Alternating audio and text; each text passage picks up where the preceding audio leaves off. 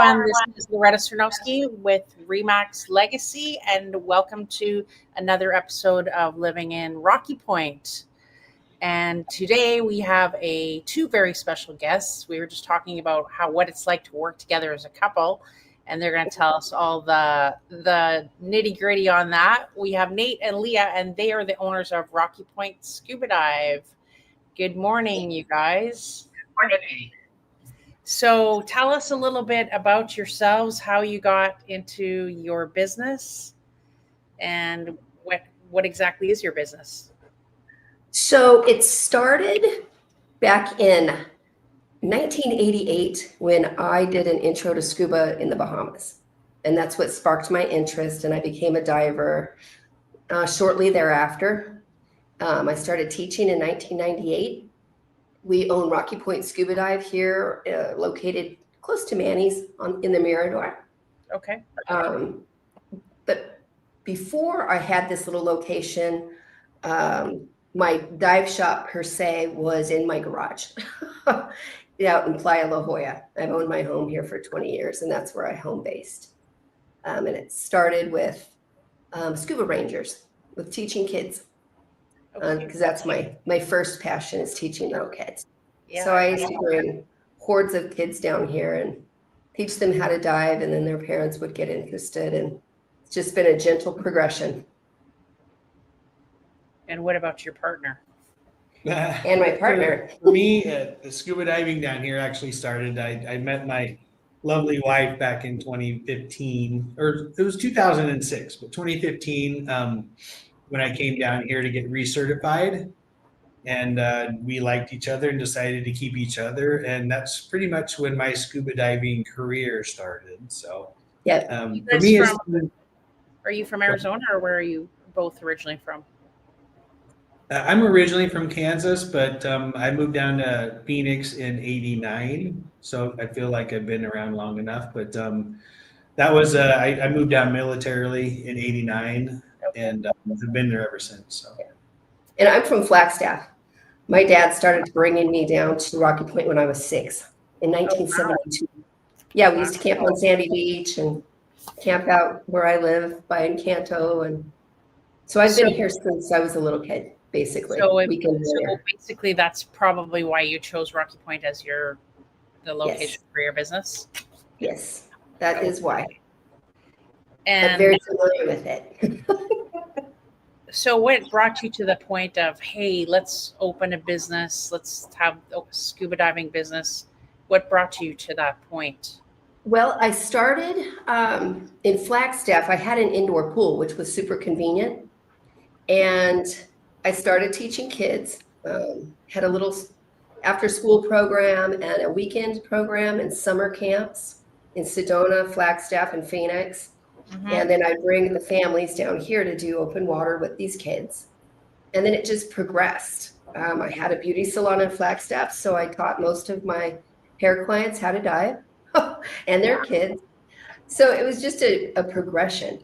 It just kept snowballing. And so this little shop happened kind of by accident. I was joking with Jorge one day, who was rebuilding Manny's, and just asked him and Shayna if they could get me a little dive shop in the location and a swimming pool on the beach.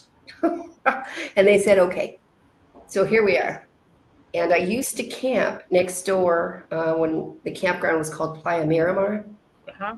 We would camp there and just scuba dive right off of the little ramp that used to be there, right next door to Manny's. So, just a progression. Yeah. So I have a number of friends that own businesses here, and I hear I hear, the challenges. So can you guys talk about the challenges of owning a business in Mexico? For me, again, I'm very new to Leah's had a much bigger grasp on it. She's been here for a long time, and she actually was a boat owner when it came to the safari tours, I think, back in the day. She's very much more familiar with it. But for starting it up, for me, not starting it up, but running it down here, you're right. I think everything has its challenges, whichever side of the border you want to say you're on. But it's a progression. Like she said, we learn the slow times and the busy times, and the wind is a big factor down here. But you just work with that, and you go with it, and you make the most of it, and do what you can to avoid any, I want to say, downfalls by any Right. means. But as far as the business, it seems like it's been pretty easy as far as working with the border, working with your EVA taxes, all that stuff. It's normal. Just got to understand it, I think. So Yeah, I don't feel like we've had too many challenges. We've been pretty lucky. Do you have Really. Do we have what? staff? Nope. no. When we're not here, we just That's close. probably one of the reasons it's a little bit easier. To be It's honest. just a little mom and pop business, and we just, less is more for us. Uh-huh. I wouldn't mind having staff if I could find the right person to help us out when we're gone, but I'm a bit of a worrywart. And so when we leave and do big destination trips, I have not really wanted to worry about people being in the water here, or if it's windy, or if the tide is extreme. That stuff stays in my head because I'm a safety Nazi, and I just know that if we're on a big trip, I'm going to be worrying about that. Mhm. Worrying about people's safety is what I do constantly. So when we're on the big trips, I need to focus on where I'm at and keeping those people happy and safe. Does that make sense? It does. It's kind of Maybe you how we should do talk it. maybe you should talk to Jose Boo. I have talked to Jose Boo. We have had all kinds of conversations. Yeah, because I We've know been he, friends for about 20 years, so we've had all the conversations about scuba. We just had another one the other day. so tell me about the diving scene in Rocky Point, what it's like. The diving scene, again, I mean, I think we get a lot of grief about it's just not a dive destination. But for me, and I'll throw it out there today, I found another seahorse on a different side of the pier. The thousands of barracuda that were swarming us, I mean, I haven't seen anywhere else in the Sea of Cortez or elsewhere. We have our own sea life here, and we have our own perks. I think with the majority of sea life, because it's so abundant here, the visibility is down because we have so much nutrients in the water, and it gives us that sea life that we get to mess with. So I think the environment's just different. I have not dove in Lake Pleasant or any lake up north for that matter. And I hear visibility is bad, but you know what? I mean, it serves its purpose for getting people certified, and they love their dives up there just as they do down here. So I think, for the perks of it, there's so much sea life down here to see, and different, I want to say, environments to deal with. Yes. It makes it good for us. It just every dive's a good dive, just if you make it that way. Yeah. We have sea lions. We have Bird Island. So the sea lions out there are incredible. I've dove pretty much, I'd say 90% of the islands in the Sea of Cortez. And truthfully, the west side of Bird Island is still my favorite when it comes to the sea lions. They are so friendly and very interactive. And there's so much to see out there. There's octopus and nudibranchs and schooling fish. It's just a blast. So we have sea lions, we have an abundance of life, and we do have challenges for students, which is great because we can crank out some really good divers out of this little town, which is wonderful. And then they become addicted quickly, and then they go on our big trips, our destination scuba trips, and become part of our scuba family. We have a huge scuba family, which is great. Let's talk about your destination trips. Can you tell me about that? So every year we go to the Baja in the summer months, August, September primarily. The whale sharks come in June. So we go to a little area called Bahia de Los Angeles. And I discovered that little village in 2006 when I was on a live aboard dive boat. I jumped ship for just a minute to explore. And then I thought it'd be fun to start doing some land-based trips there. And so we do that for 4 to 6 weeks. week-long trips, Saturday to Saturday. They're amazing. We do the Bahamas typically once a year on a liveaboard dive boat. We just got back from Bonaire. We were there 2 weeks ago for 10 days. Amazing. Previously, we've done Bali for a month every year. And we did Socorro Islands with Dora. We have my friend Dora, she owns 2 liveaboards that are based out of Rocky Point, which is amazing. And she keeps the boats here till October, and then she moves them to Cabo San Lucas. And that's when she does the Socorro Island season. And we've done that with her. It's amazing. Big stuff out there. Big sharks and manta rays. And so we love our destination dive trips. We do at least 6 per year. Wow. 6 weeks. I don't know if you know this, but I'm Canadian. So have you been diving up there? I would like to. I know Jose always says, I want to go dive in like ice cold water. And I do. It's supposed to be beautiful, so why not? I'm not afraid of ice cold water. We dive year round down here. So we have all the equipment for year round diving here. So is there a season for diving that it's better or the ideal season? Do this one. Yes, I want to say for comfort, when the water's 80 degrees, which usually starts around the beginning of June is when it gets warm, and through the summer, like diving today, mid-October was still 80 degrees. We know the cool temperatures at night and the tides coming in, that water's going to drop over the next few months to around 55, 60 degrees. Which is cold water diving. And as I mentioned before, the life here, so you look at the seasons, right now, the visibility, a great day would be 30 feet, 10 feet, 15 feet is because of all the algae and the algae bloom that's in the water, but it brings all that life. In the winter months, it gets cooler, but your visibility doubles. So we can have 50 to 60 feet visibility because the algae bloom is gone.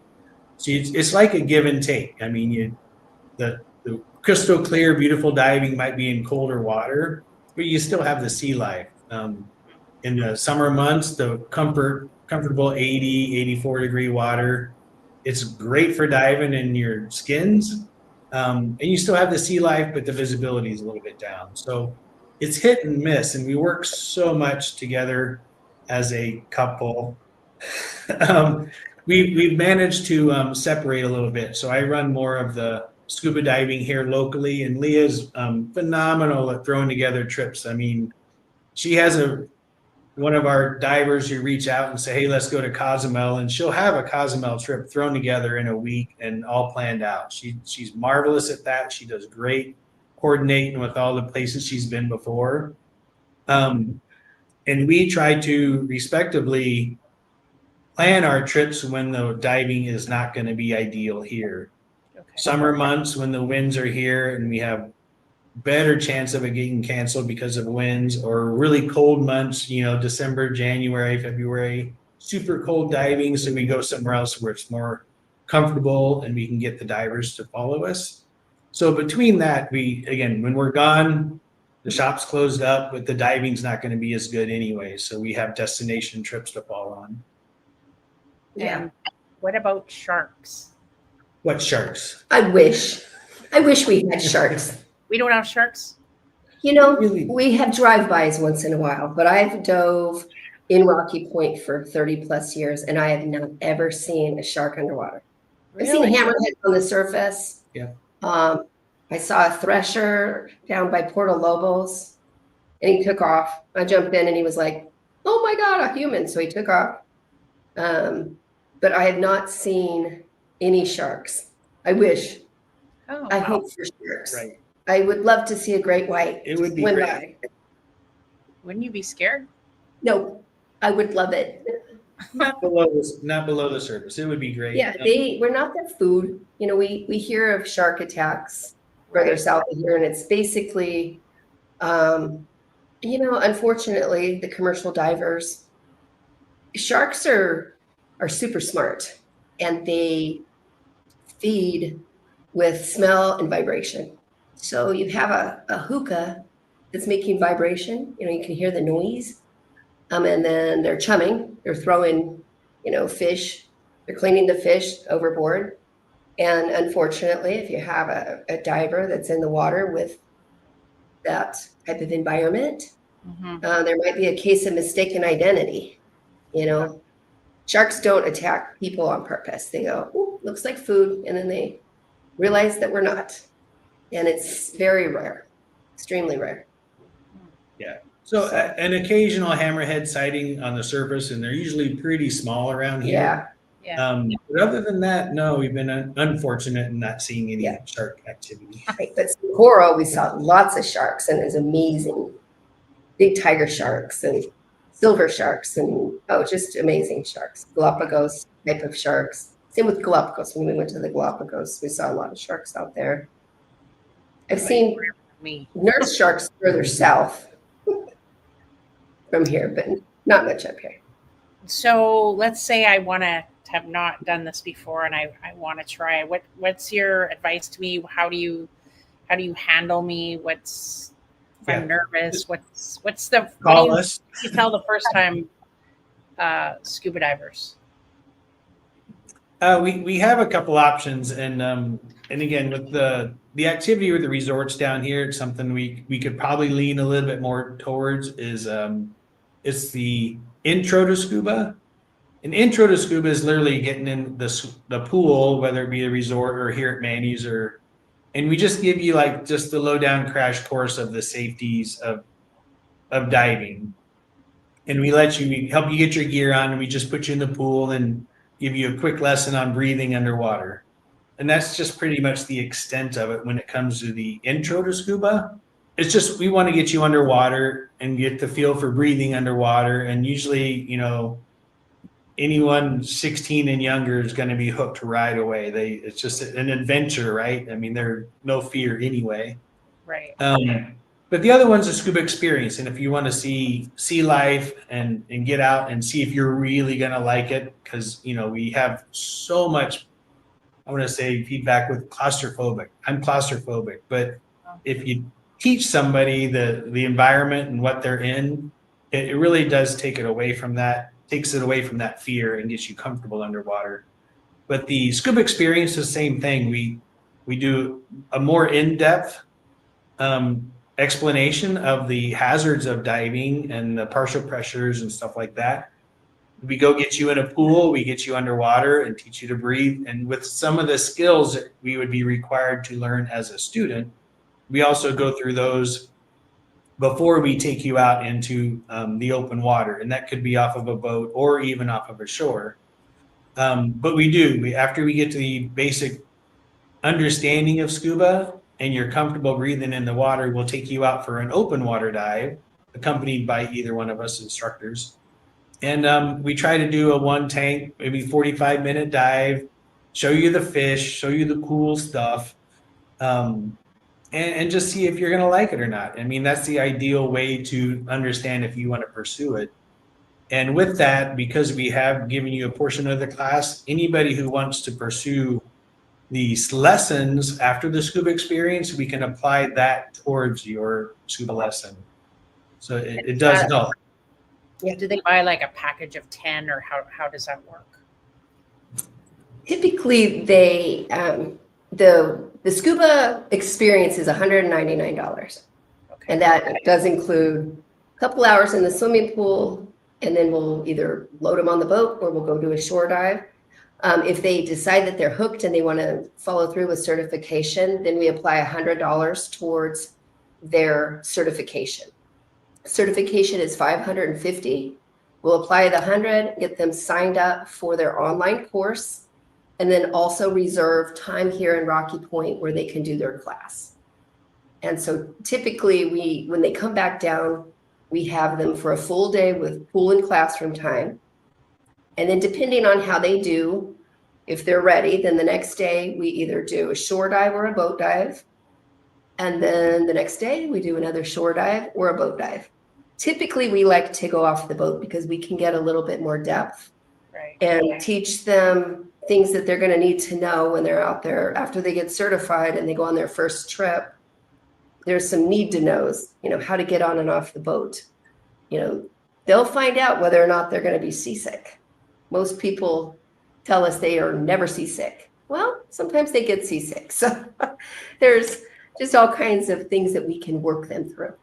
What about level of swimming, like swimming experience? Swimming, you don't have to be a fantastic swimmer. You don't have to be a great swimmer.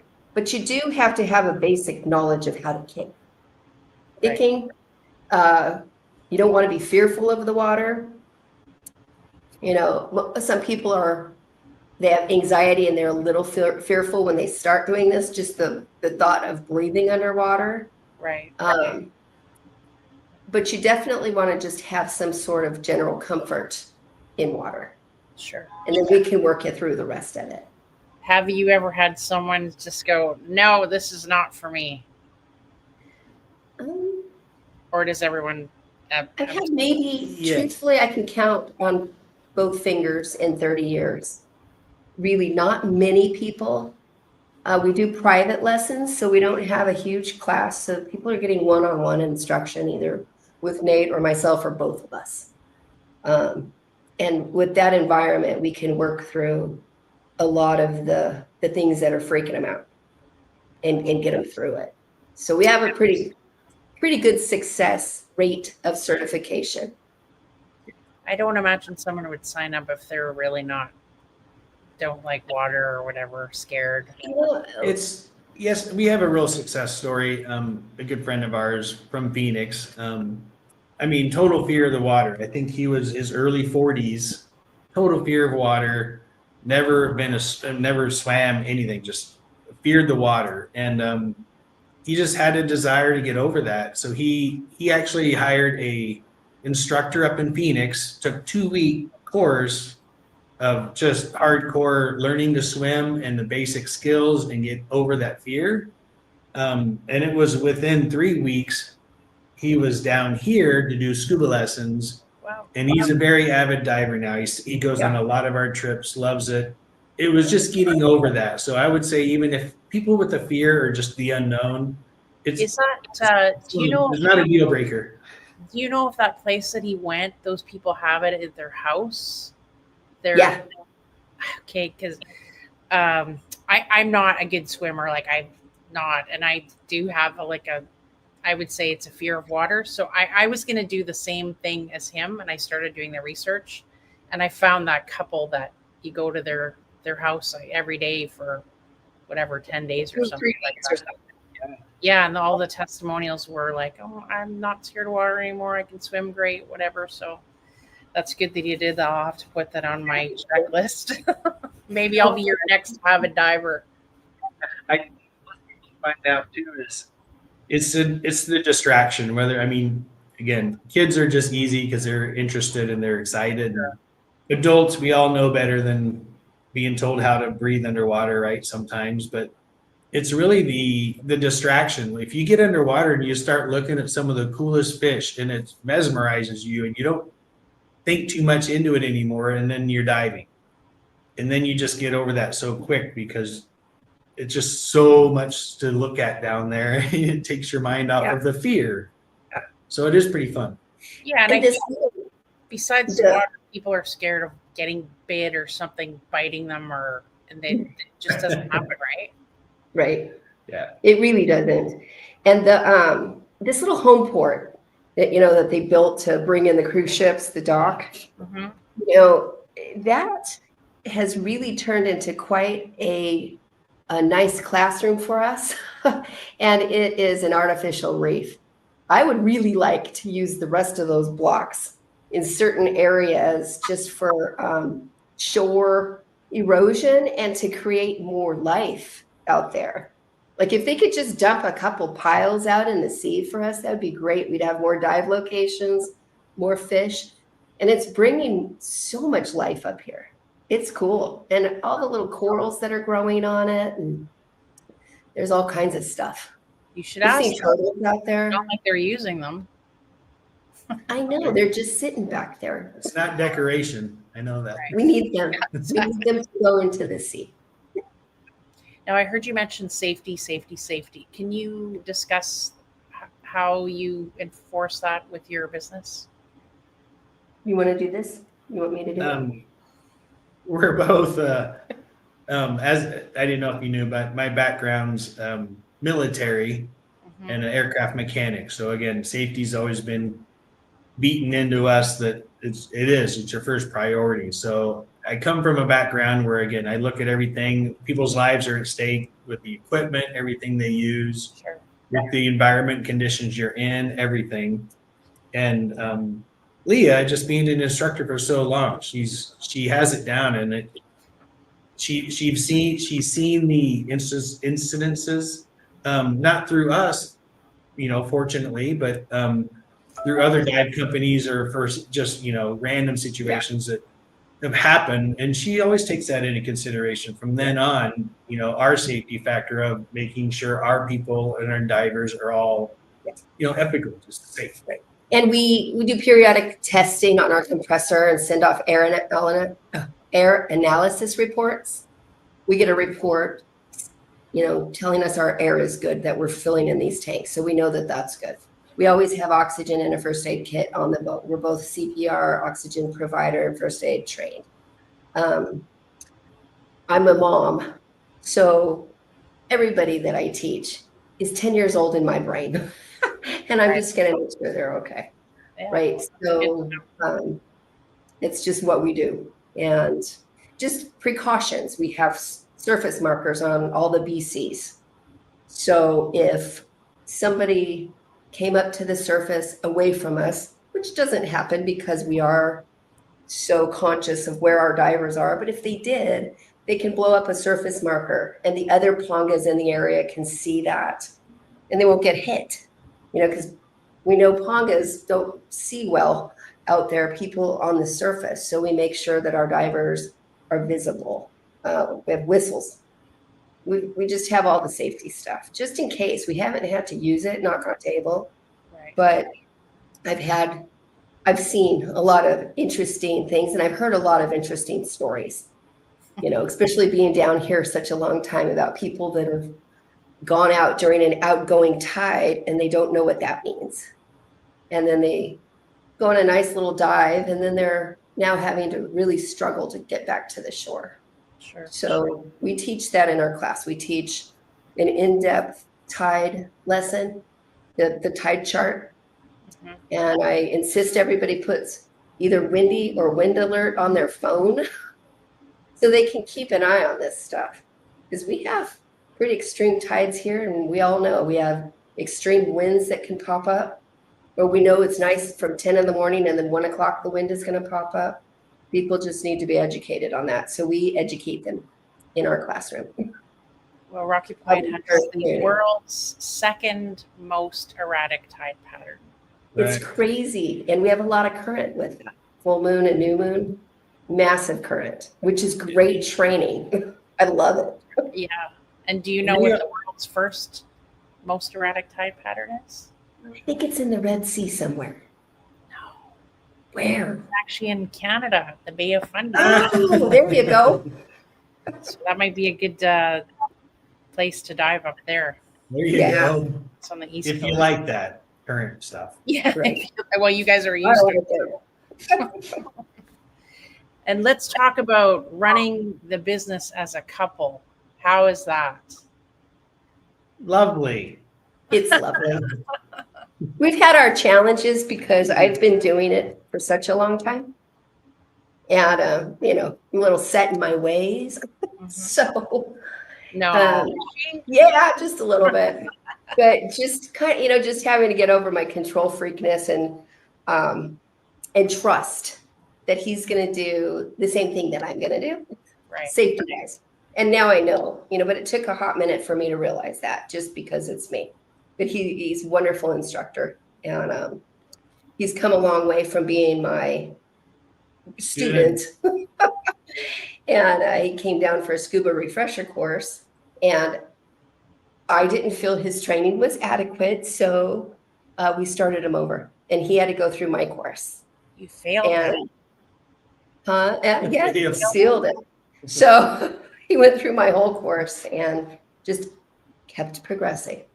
So it's been a lot of fun teaching with Nate and having him join forces with me with this whole adventure. That's And I great. think that we're doing a pretty good job as a couple. We haven't killed each other. We still like each other. So, I think it that's was big, that's the biggie. big thing too is, and again, I don't think any couple that run a business together would come into the issue of it's 24/7, right? I mean, we wake up in the morning and we can talk scuba, right before bed at night, we can talk scuba. We're planning each other's calendars. We're making sure everything's coordinating and working right. And again, I think that was also a big challenge at first too. Not as much now where we've done so much better at separating. We can walk away from the dive shop and try to leave at the dive shop here. Yeah. And it's helped a lot. And again, our travel adventures with the destination trips and the ones that Leah books, it's like we have fun. That's our little mini vacations too. And we enjoy the diving. We enjoy the divers that are with us. So that's helped a lot break it up as much as the monotony of just being here at the dive shop and diving every day or teaching every day. It helps to separate. We have a home. We appreciate our home now together, and the dive trips are our vacations together. So that's helped a lot. Are you still in Playa La Jolla? Yes. I love it out there.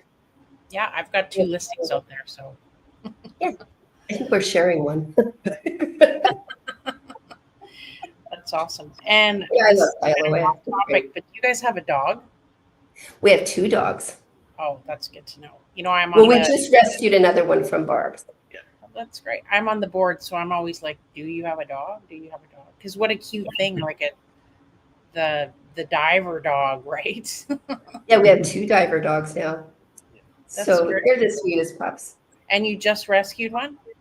Yeah, about 10 days ago. Yep. Tigger. Which dog? We Tigger? got Tigger. So Aw. Tigger was the one that Carla and MJ had rescued from. Yeah, so we got Tigger. That's great. He's good. He loves Luna. They're best friends. Oh, that's awesome. Yeah. So if someone wants to book a dive, how do they, or start a process or take a lesson, how do they go about this? They can look on our website, rockypointscubadive.com. Okay. Both of our cell phones are on that site. They can call either one of us. Okay. They can email us at rockypointscubadive@gmail.com. Okay. We're the only dive shop down here, so we're pretty easy to find. And when we're not here at the shop, we have a big poster in the window that has my cell phone on it. And we're pretty easy to find. So that's basically how that works. Well, We that's definitely good. work together when it comes to the calendar. Either one of us will book dives. Again, Leah does most of the destination trips. We do a quarterly, if not more frequent, newsletter. If anybody's signed up on that, of all the trips coming up, any changes to down here at the Rocky Point Scuba Dive. But we take anything. We have the WhatsApp, we have the Messenger. So any way they can get a hold of us. Facebook, we work it Instagram, out, yeah. all And, that. and they can pay through credit card or Zelle or whatever. Yeah, you we set can up. invoice them and they can pay through credit card or they can do Zelle or Venmo. Okay. Great. Pretty easy. Cash. For everyone listening or watching, we will send out their contact information in the post, so just watch for that.